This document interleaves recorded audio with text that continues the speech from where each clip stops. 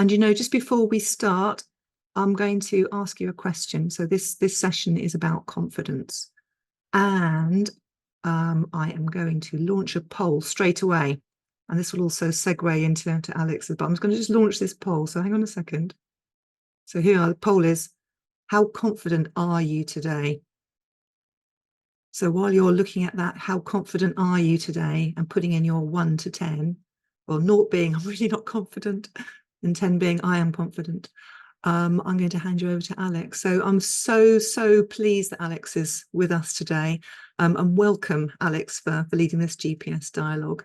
Alex, as he'll say, has spent a lot of time as a professional hockey coach, and taking that learning into his role now as an executive coach. I think we're all going to learn so much from and have an opportunity to really delve into this issue of confidence. So, Alex, without any further ado, I'm going to hand straight over to you. Thank you very much. And I'm honored to be here and welcome everybody from wherever you're coming in from. We are truly appreciative that you're joining us today for this discussion. This all started with a nice conversation with Nicola and I about confidence, and we started to explore some aspects about it, and I thought it might be a worthwhile talk to bring up with everybody. So we're going to do things a little bit different today. We're going to have me presenting, and we're also going to have it somewhat interactive. We want to have more participation from people, but in a time-saving kind of way. If you're going to be watching the recording, the chat's going to be available on the recording. And so that's where we're going to try to use our advantage of having the chat. So let's start off. I'm going to share my slide deck here. So I'd like to welcome you all. My company is the Elite Mindset Coaching, and Elite Mindset I took from coaching elite athletes. And elite level athletes are ones that have a way of thinking, a way of handling themselves, a way of being confident, a way of doing things, their habits and all of that, that have brought them success. And as I've transferred into the corporate world, I see also that the top executives, the top performing leaders, the top performing salespeople have similar traits. And that's how I came up with the Elite Mindset Coaching. Mindset, of course, is from Carol Dweck. I'm sure you've heard of it. And naturally, I started my company in France, where they don't have a word for mindset, and they don't like the elite here. So it's been a bit of a journey, but at the same time, here we go. Let's talk about confidence. I started my journey from the locker room to the boardroom after 23 years of professional ice hockey coaching. And I did it in over 8 countries in Europe. And I had the privilege of coaching elite level athletes, professionals, Olympic level, both men and women. And taking from that experience into the boardroom has shown me some very, very interesting parallels. I found some key differences and some key similarities. And the biggest difference that I found in sports is the timeline. We're dealing in months, weeks, and days, whereas in the business world, you have a little more leeway. Sometimes with projects, okay, it's different, but overall, you're looking at months, quarters, and years. The intensity of sports at which things happen is very, very intense. And the games that we have each week versus projects versus quarterly reports, we have 3 games a week sometimes where I have intense pressure and the intense emotion of that pressure that has to deal with. So everything speeds up. The speed of things happens very, very fast. The decisions that you have to make as a coach and as a player are incredibly fast in the moment. And that also means you have to learn to get over things fast. You have to be able to, how would you say, compartmentalize, to be able to put things into a different place so that you can perform. The last 2 things are the turnover of players and coaches is incredibly, we are expendable, and it's incredibly fast, and it happens very easily in sports, which causes a lot of uncertainty. Now, when I transferred into the corporate world, I found similar things, but maybe at a slower pace, but it didn't change the importance of them or the effect of them. As we walked into the boardrooms, we saw the similar things: unclear purpose, poor habits, poor communication, poor relationships, and poor working cultures. That's in both. You have that in sport and in the corporate world, which is why us coaches are working very hard to try to change that. One of the biggest parallels that I found was confidence. It is in all of the above. The leaders, the CEOs, CFOs, CMOs, and athletes, coaches, managers, confidence plays a significant role. And it's very important for me to share with you what I've learned over my last 23 years of coaching athletes and now coaching in the boardroom. One disclaimer that I want to say is very important. Please remember that we as coaches or leaders, we are not responsible for what our clients do. However, there are things we can do to help them, and that's why we're here today. But that's a very important thing to remind yourself of as we go forward. So now I asked myself when I started this, what is confidence? And I decided to look on the internet, started Googling some emojis just to see what the imagery was for confidence. And apparently you have to have your hands above your head, as most of the things that I looked at had this pose. And we'll get into that a little bit later on. But this is mostly what you find when you look for emojis or things about confidence. I'm going to start out with what confidence is not before we dive into what it actually is. Confidence is not arrogance. Be aware of false confidence. That's very evident some places. Telling someone what they want to hear is not giving them confidence. You've heard the saying, fake it till you make it. I don't believe that that's true. And we'll also talk about that later. And one of the worst things that you can say to somebody is just stay positive. If they're not confident, saying just stay positive sometimes has a detrimental effect into the confidence. The thing that I noticed when we talked about what confidence is not, is it's about ego versus belief. If you're arrogant, if there's arrogance, if there's false confidence, if you're telling someone what they want to hear, you're playing to their ego, not their belief system. And that's something that we have to recognize as coaches as we move forward. We're going to do a poll now. And this is the first question that I'm going to ask. So for poll number 1, I wanted to ask you, is confidence a feeling or an action? So if we can fire the poll into the chat. We're going to give them the answers to this after the breakout rooms, aren't we? So I'm not going to reveal it yet. I'm the only person who knows, which makes me feel very, very powerful. I don't even know. No, nobody knows. Nobody knows. Okay, so we're ready to move? Yep, we're ready. We're ready. Okay. As we're going to go into the breakout rooms now, we're going to have 20 minutes where we're going to have a discussion. And I wanted to suggest these 3 questions to stimulate the discussion.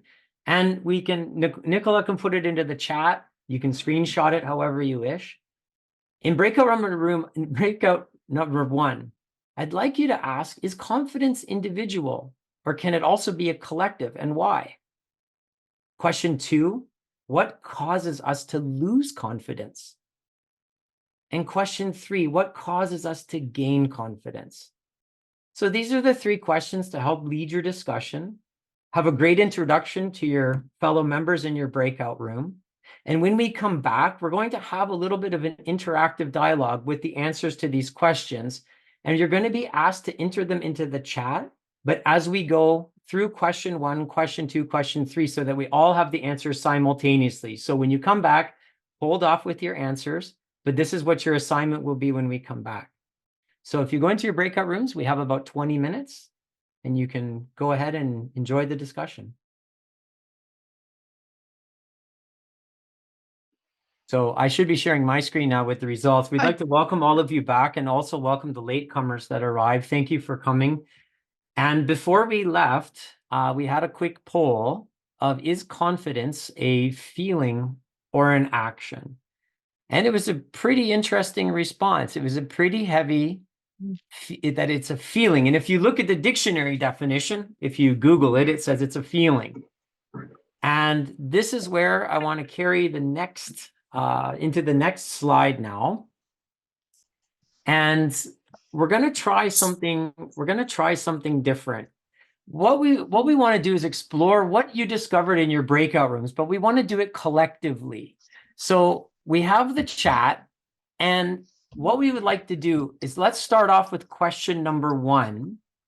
And if you could put a 1 or a Q1 or a 1 dash before your answer, and then everybody can put into the chat your findings. So question number 1, is confidence individual or can it also be collective? So if everybody can just fire a 1 or Q1 and collective or individual or both.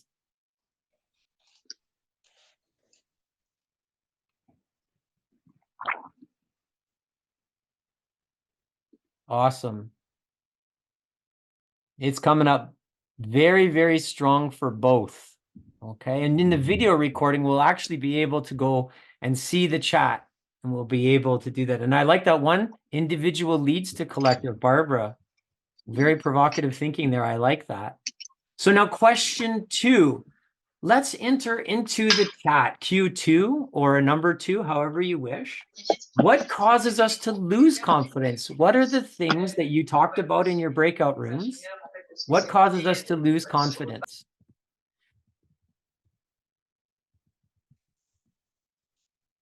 So put that into the chat. Answer number 2. Ooh, inner voice. I like that. Fear of failure.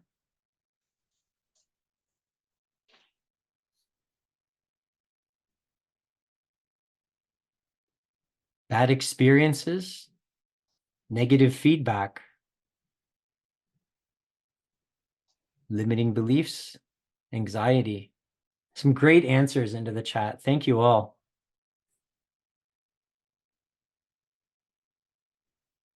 Lost my mojo. I can appreciate that. And the thing is, what causes us to lose our mojo? That's a great question. Okay, shame, blame, inner stories. Wow, some great stuff here. Negative cultures. Excellent. Thank you all. And let's move to number 3 now. Since we've discovered about what helps us to lose confidence, what can we do to gain confidence, or what causes us to gain confidence? So question 3, number 3 before your answer, please, in the chat. What causes us to gain confidence?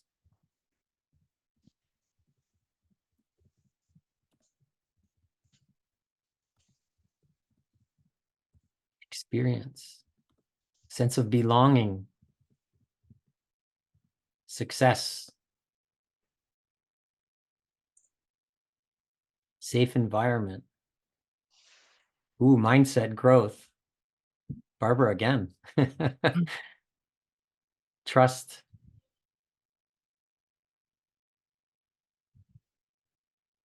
Freeing beliefs.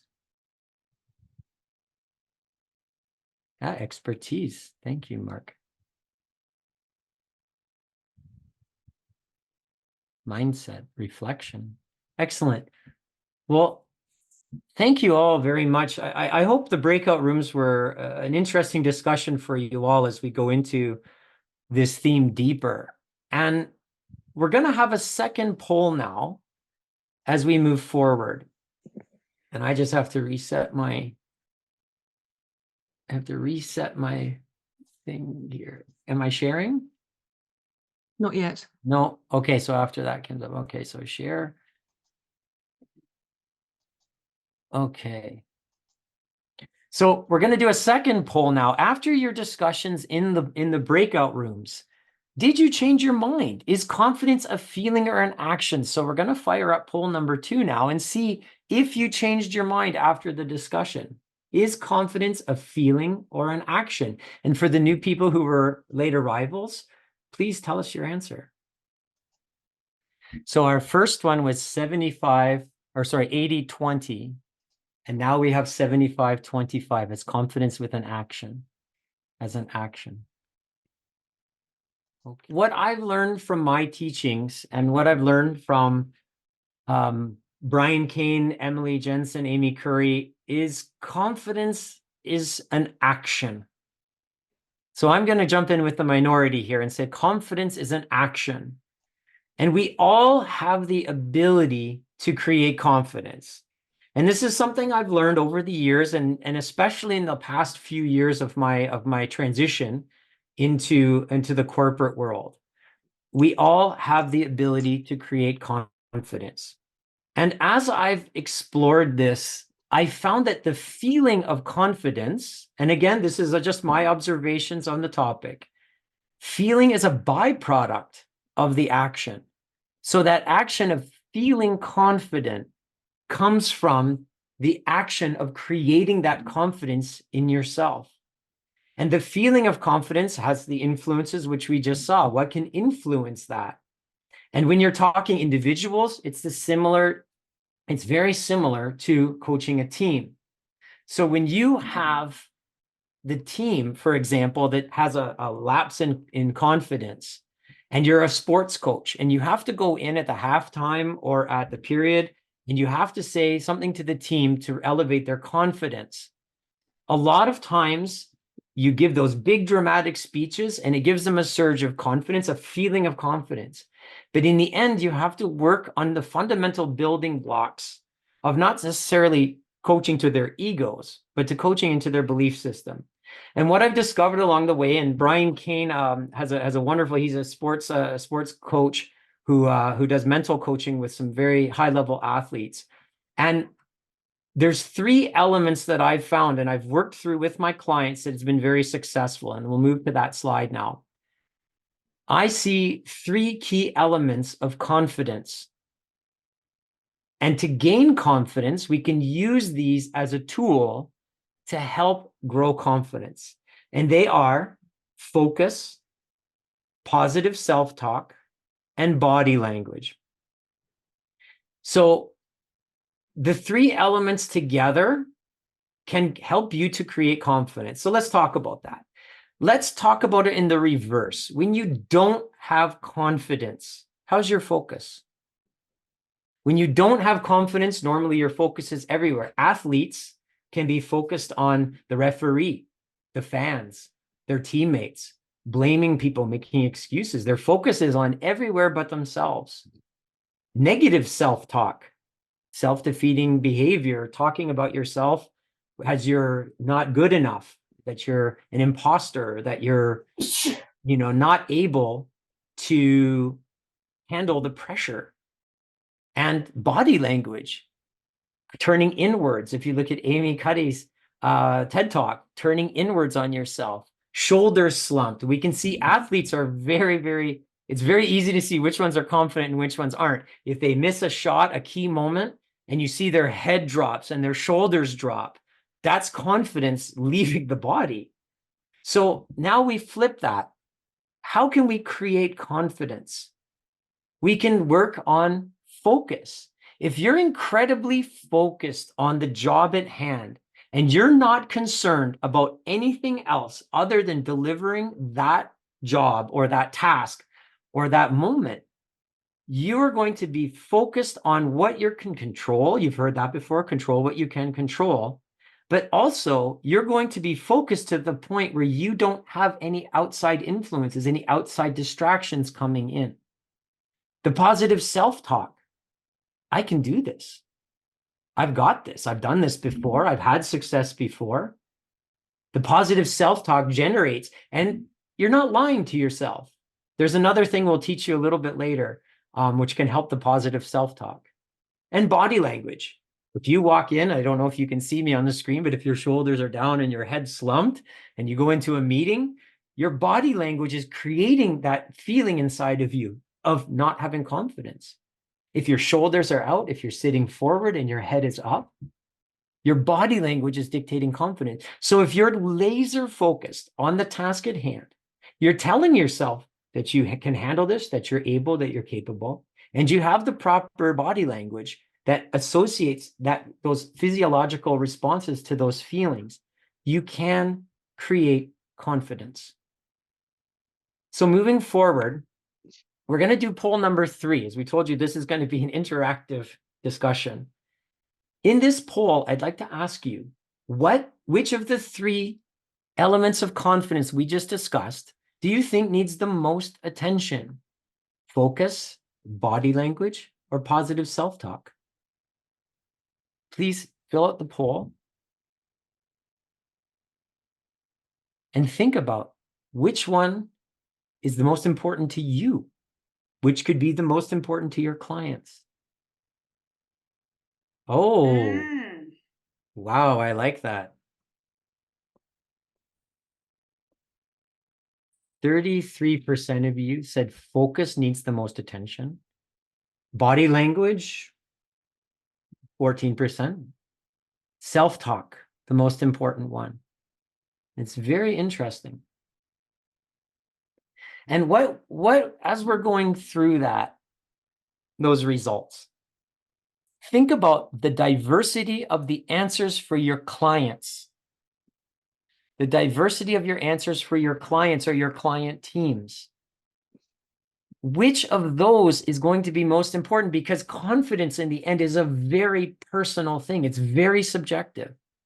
Each of your clients will have different needs, and it's up to you to maybe identify and with them, co-creating the experience, to understanding what do they need to help them create confidence.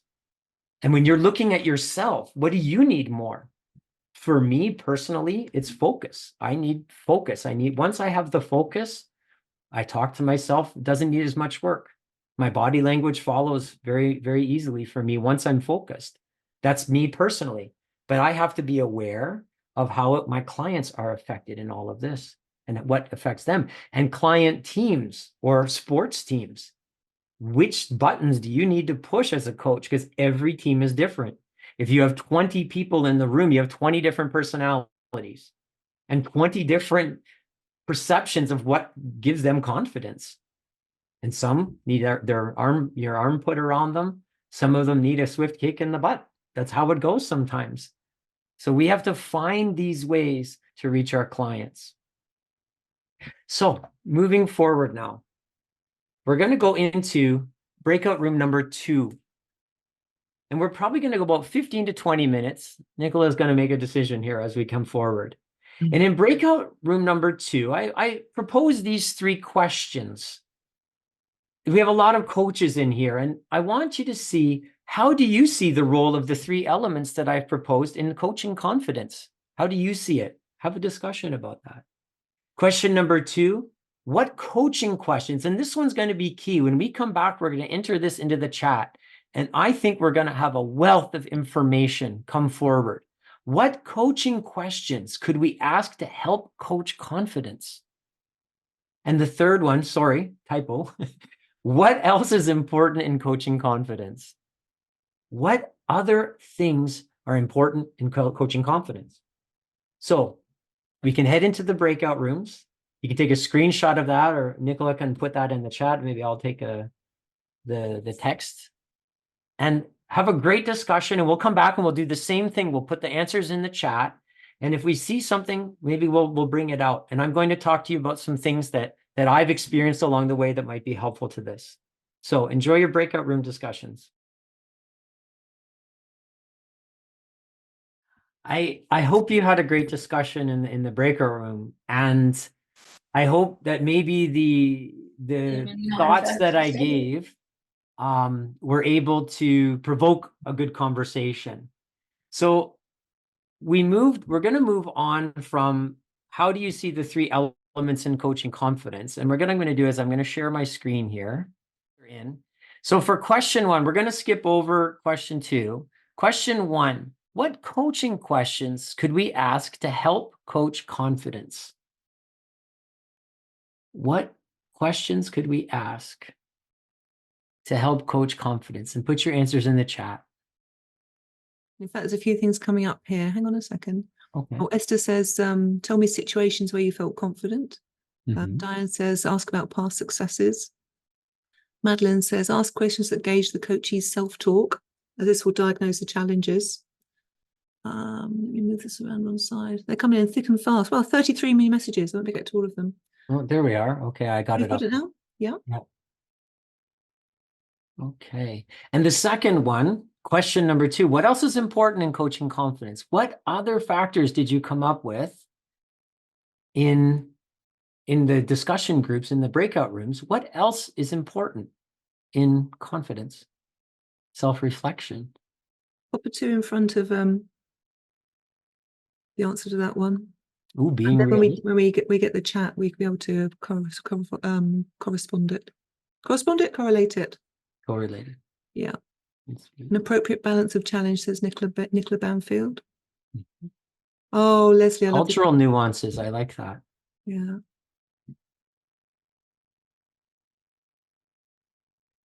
And Leslie got the removal of the limiting belief one. How would you deal with X if you knew you were confident?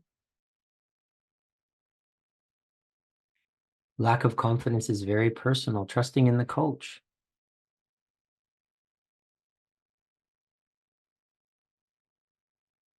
Thank you all. These are very good. And you know, when you make a spelling error on your presentation slide, does that rattle your confidence? Does that take away your confidence, or do you just move forward? Especially if you can't spell confidence. So we have to have fun with ourselves too, I think, you know? Okay. Still some answers coming in. This is wonderful. Thank you all very much. Okay, so I'd like to move forward here and to our next slide. Oops. Michael, who needs vowels anyway? Absolutely, vowels. And I think that is confidence. And we're going to get to actually how I manage that. I saw that spelling error in the mistake, and I don't understand why the spell checker hasn't been working the last couple of days. And I saw it. And how did I make that? Well, I actually use the tools that I use with my clients, with myself. So, and you know, there's Esther just threw in there. So what, once in a while, I agree with that. But at the same time, I don't want to dismiss that. But at the same time, like, how do I go through and move forward when I'm trying to create confidence? And this is where I hit the importance of a reset. And this is a tool that I use. It's about resetting. When you have that feeling, again, that feeling of losing confidence, and all of those factors that we discussed in the first instance, what are the factors that help you to lose confidence or cause you to lose confidence? When those things start to happen, how do we reset ourselves in order to create the confidence again? What about our clients, our client teams? And each of those is so important to have a reset tool, a reset button. And this is what I've developed through my business and through combining the sports and executive coaching mindset. And I've come up with a tool that I want to pass forward onto you as we move forward. And this is what I call a reset tool, my reset tool. And all the studies that I've read said a drink of water has a physiological reaction on helping calm the nervous system. So a sip or a drink of water. And for athletes, we use that as a reset tool. You'll actually see, if you ever watch an ice hockey or even a football match, sometimes, and I mean soccer, when a goal gets scored against a goaltender, and you see them, they stop, they take a sip of water, they skate away and come back. Or in football, you'll see them leave the goal, take a sip of water and come back. That's their reset tool. They're not thirsty necessarily. They're resetting. They're using that as a reset moment, a button to push to say, okay, let's forget about the past and start moving forward. And that's what the reset tool does. So after you take a drink of water, the other thing is to move around. Let's say you have something go wrong in a presentation, or something happens in a meeting and you're absolutely rattled and you're losing your confidence, and you come back into your office or your desk and you're sitting there, and drink water, stand up, move, go make a coffee, go make a tea, go outside. And yes, Louise, you asked the question, does it have to be done consciously? You do it consciously until it becomes subconscious. That's, as athletes, we train it. Okay. So if you take a sip of water, stand up, move around, make a cup of tea, make a cup of coffee, go outside, breathing exercise. Now, breathing techniques work differently for each client and client teams. Not everybody's going to respond to breathing techniques. So use your experience and your expertise in breathing techniques to help slow everything down. The positive self-talk. And this is where we get into what a big thing that we noticed in the poll. The positive self-talk aspect for athletes, for example, can be, I can't control what's going on, but I can handle it. So no matter what goes wrong, I can handle it. And if you tell yourself that, then you draw on those coaching questions, all those wonderful coaching questions. Have you experienced something in the past? Can you remember a time in the past where you had a similar situation that was difficult and you persevered and you came through it? And draw on those to say to yourself, no matter what comes, I can handle it. Maybe you create your own mantra, or with your coachee, you co-create a mantra that's good for them. I have my favorite one is, I don't know if it's good or bad. We'll just have to wait and see. So you lower the expectations of presenting, maybe you get that promotion. Great. I don't know if that's good or bad. We'll just have to wait and see. Because maybe the promotion means 20 hours of work a week more, and you're not going to see your kids. Maybe that promotion is going to bring more pressure on you that you weren't expecting. So just because something positive happens to us doesn't necessarily mean that it's going to be a good thing. And if you're talking about confidence, then that's the way you use that tool. You use that mantra just to say to yourself, yeah, I don't know if this is good or bad. Let's just see how it plays out. And then we buy time. And when we buy time, we're responding and not reacting. And I think many of us in all of our courses in continuing education hear that very often, the emotional intelligence to respond and not react to situations. And in that gap between the stimulus and the response, to have that moment to say, okay, I can handle this, and I'm not going to predict the future, and I'm just going to wait and see. And you repeat this until you slow down, until you're able to slow yourself down a little bit. Okay. And that's what I use for the tool. So I hope you'll take that with you and be able to use it in a positive way. Going back, after we've reset and we just said, okay, what's happened has happened, it's over. And now I need to move forward. So if you're waiting for on the other side of that thing earlier that we had, the question earlier, was all of the good things that help you feel confident, help bring confidence to you. Those are mostly external factors. So if you're waiting for something good to happen before you start moving forward, it's not going to work. So once you've settled yourself down, and then you're able to say to yourself, okay, now what happened. I'm handling it. I'm in a better place. And now I'm going to focus on what I need to do. I'm going to tell myself that mantra again. I can handle whatever's coming at me.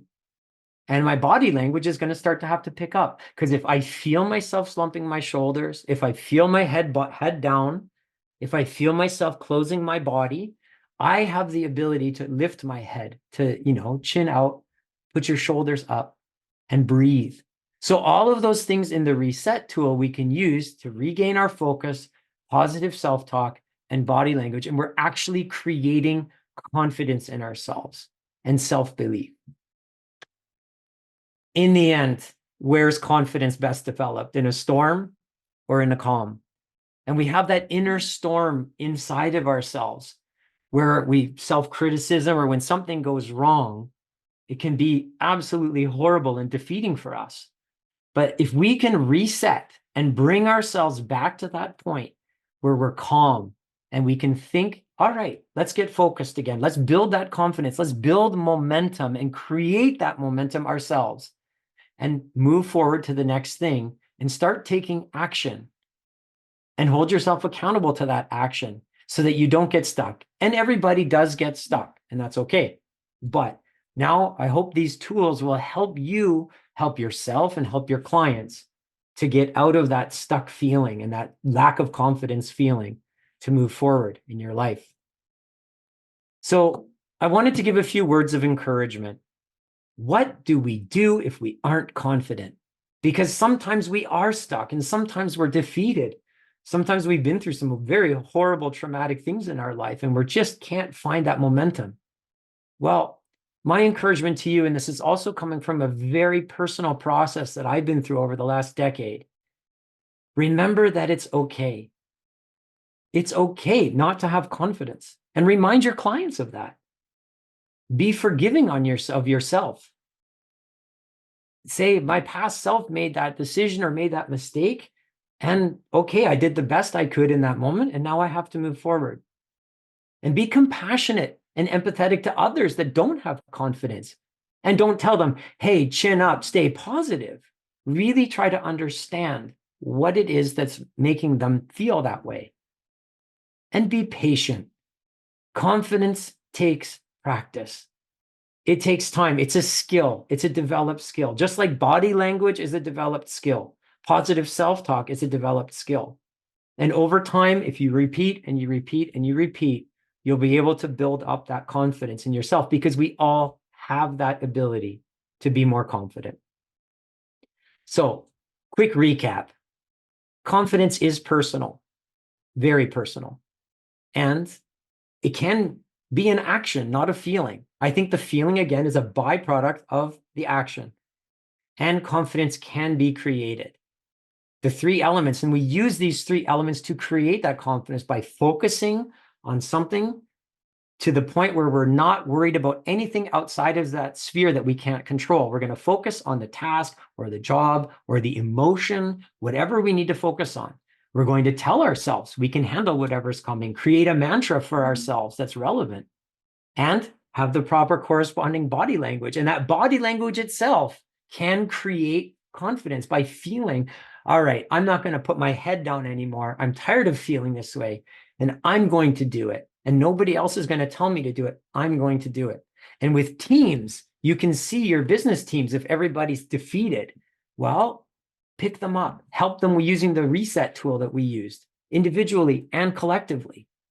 And be creative, but cautious in ways to co-create confidence. We have to be careful. And sometimes we're going to have to actually refer our clients to further help beyond our scope of expertise. And that's okay too. If you identify somebody who has a lack of confidence and coaching isn't helping them, be sure to talk about other methods, be it therapy or anything you can pass forward. Because in the end, we're all here to help people, and we do have the ability to help. And remember, it's not your responsibility to make people confident. It is your responsibility to make yourself confident. And you can do that, hopefully, using the tools and the things that I gave you here today. So I wanted to say thank you all very much for your time and attention, and for coming from so far around the world. It's wonderful to see you all here, and I appreciate everything that you've contributed. And I'm looking forward to the recording where I can pause the chat and actually digest the answers as they are firing through. And lastly, for my connecting, if you please connect with me on LinkedIn, I'd love to have you. And if there's anything I can ever do to help you, please let me know. I gave you the QR code. And if you have a phone, you can scan it right away, and then it goes right to it, does all the work for you. And otherwise, Nicola's put it in the event pages and stuff like that, I believe, right, Nicola? Yeah, absolutely. I'm grabbing it now, actually. It's always the same, isn't it? You've got your thing with your cutting and the pasting, and then the pasting's moving around, and then the cutting and its thing. Here we go. I'll put this in the chat here as well. And now we have a final poll too. Yeah, in the We chat. do And now we have the poll. final poll. We have a poll, and then we have a grand reveal as well. Ta-da! So you'll remember at the beginning, we asked you, how confident are you today? And I've given Alex a sneak peek because I thought it was polite too, but I know what the answers are, and I am going to ask you again, and we can do a little bit of a before and after. Right, so if this works here, there we go. So it should say how confident copy. I can see it coming in now. And then I'm going to do some magic with screenshots and sharing my screen over here, if that works. So for those who are latecomers, we did this poll initially of when people arrived in, how confident do you feel, or how confident are you, excuse me, not how confident do you feel, how confident are you? And that's a very important wording. Yeah. So you should all be able to see my screen now.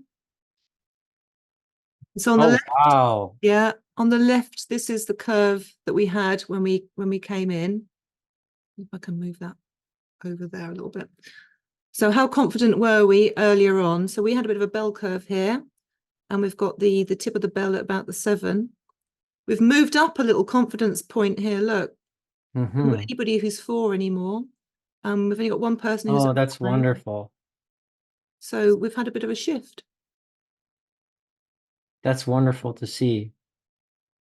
The elements that I've put all the responses for the polls on here, so I'll PDF this and put this onto the chat so you can download this straight away as well. This is a nice segue into a question I've got for you, actually, Alex. Yes. So thinking about the conversations we've had today and some of the feedback that you've had, and looking at this now, what are you yourself taking from this GPS session? Well, I really appreciate the answers, and I like the way we did it, to be honest, in the chat, because I could watch it going by. And there was some very, very, provocative thoughts in the chat as they went past. And there is no one answer. There is no right answer. There is no wrong answer for this topic. And I really appreciate all of the feedback that we got. And there's some things that triggered some reflective thinking in me. And I have so many of them right now, I can't specify one. And I'm looking forward to going back through the chat and looking through that and pausing as we go through. But I really was surprised at the polls. I was very surprised that it was 80-20, that everybody thought it was a feeling. I thought it would be maybe 60-40, and that it was 80-20, that it really is a feeling. And if you read the dictionary definition, it's a feeling, it says. But when you look at it as an action, as confidence is an action, and maybe I wonder if we did that poll again, if it would change again. Is confidence an action? I think it would be interesting to see. And I hope people believe that they can control that. It is something controllable. It takes work and practice, and it's taken me years to really get it down. And I have many, Nicola and I have been talking about a few sports references or references from my life. So from today, it's great to see the different answers and the different perspectives, and I'm really looking forward to diving deeper into them. So thank you all. Thank you, Alex. And I think the point you made about the intentional way that we can approach confidence is really well made. I think that it's easy to just bumble along, isn't it, and just let it go and let go with the flow. But taking that time for reflective practice about where we are now and what might have led us to what we're thinking, what we're going to take forward, what we're going to leave behind, is not something which everybody does as a matter of course. I always like to reflect back, but it's only because it's been a trained thing for me. It's not something which has always come particularly naturally. So having that intention for confidence, I think, was really a point really well made. So Alex, thank you so much for leading this really, really amazing GPS dialogue. Thank you.